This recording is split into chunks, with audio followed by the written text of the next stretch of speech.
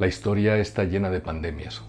Aunque los historiadores siempre somos despreciados por los políticos porque nos dedicamos al pasado, en realidad somos como arúspices etruscos porque vemos el futuro, especialmente cuando se cometen los mismos errores que en la antigüedad.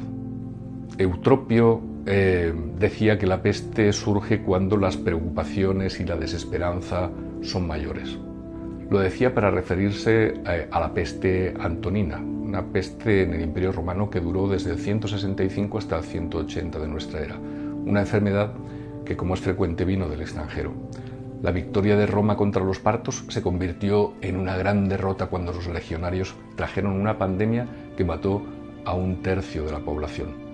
En Roma morían 2000 personas diarias porque su población era muy grande y además recibía viajeros de todas partes del mundo, porque era un mundo conectado por las vías romanas y por eficientes puertos. La gente tenía miedo de salir de sus casas. Se paralizó el comercio. Casi todas las fuerzas de seguridad de la época, los legionarios, los soldados romanos, perecieron por la pandemia. Todos vivían una época de gran angustia. Los emperadores llamaron a los mejores expertos internacionales. En aquella época era un griego llamado Galeno, que vivió largo tiempo el duro trance de la epidemia, según su propio testimonio, pero no pudo evitar la muerte del propio emperador, del coemperador Lucio Vero, que huyó de Aquilea cuando estaba ya infectado. Seguro que habría tenido más oportunidades de sobrevivir con los cuidados médicos de Galeno que huyendo de la enfermedad que ya llevaba consigo. La huida a lo loco, aunque sea solo de un fin de semana, es una grave irresponsabilidad. Lo era en aquel tiempo y lo es ahora también. Para tiempos de pandemia, que son épocas de irresponsabilidades y de bulos, Marco Aurelio, que gobernó solo sin Lucio Vero, su hermano adoptivo, tenía una propuesta.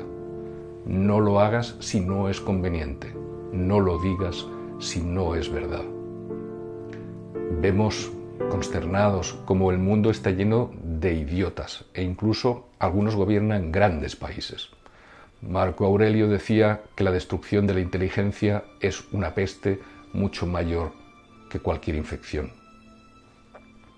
Marco Aurelio fue el gobernante más honrado y coherente de la historia de Roma. Ojalá tuviésemos a alguien como él en el gobierno o en la oposición. Tenía la idea de una constitución basada en la igualdad ante la ley, regida por la equidad y la libertad de expresión igual para todos. Es una cita exacta. Como la gente de aquel tiempo no conocía soluciones médicas, recurrió a la magia y a los milagros. Muchos escribían en salmos en los dinteles de sus puertas como si los virus supiesen leer, pero con esa falsa esperanza de seguridad perecían. Se agotó el tesoro público, porque los gastos eran enormes, los gastos médicos, y el emperador Marco Aurelio hizo lo que hacen los políticos que merecen serlo. Subastó sus bienes personales durante 2 meses. Hay políticos miserables que en medio de las crisis más espantosas se suben el sueldo, o aún peor, reducen el presupuesto de sanidad, que no solo es robar a los ciudadanos que la han pagado con sus impuestos, sino que es condenarlos. Si alguna vez veis eso, por favor, votad a otros, a quien sea. Marco Aurelio, que trabajaba seriamente por su pueblo, reorganizó los servicios públicos, impulsó reformas legislativas en favor de las personas en riesgo, incluidas las mujeres, los niños o los esclavos. Haced una traducción a nuestros días. La enfermedad volvió a estallar 9 años más tarde. Murió la mujer de Marco Aurelio, 8 de sus 13 hijos. Marco Aurelio también murió por la peste tras 7 días de penosa enfermedad.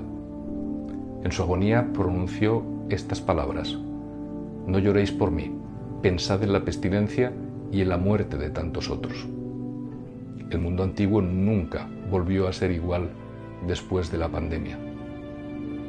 ¿Tú cómo quieres que sea el mundo que amanecerá cuando esta epidemia mundial termine?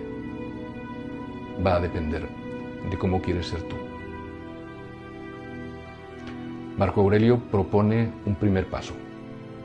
Él dice literalmente, amóldate a las cosas que te han tocado en suerte y a las personas con las que te han tocado en suerte vivir, ámalas, pero de verdad.